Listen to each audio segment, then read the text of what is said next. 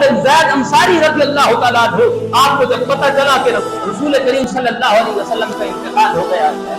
آپ اپنی کھیتی میں کام کر رہے تھے، آپ اپنی کھیتی میں کام کر رہے تھے کہ آپ کو یہ خبر آ کے پہنچی، آپ کے بیٹے نے آ کے آپ کو بتایا کہ ابا حضور رسول کریم صلی اللہ علیہ وسلم کا آج انتقال ہو گیا ہے۔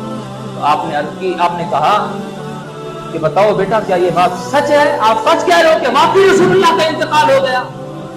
انہوں نے کہا جی ہاں ابا، یہ بھی کوئی مذاق والی بات ہے، اس میں بھی کوئی مذاق ہو سکتا ہے کہ رسول کریم صلی اللہ علیہ وسلم آج دنیا میں ہمارے اندر موجود نہیں ہے،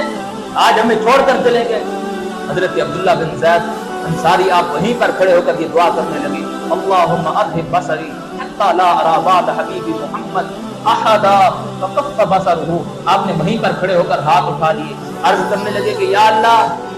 اگر تو نے ہمارا یار لے لیا ہے نا، کہ جسے دیکھ کر ہمارے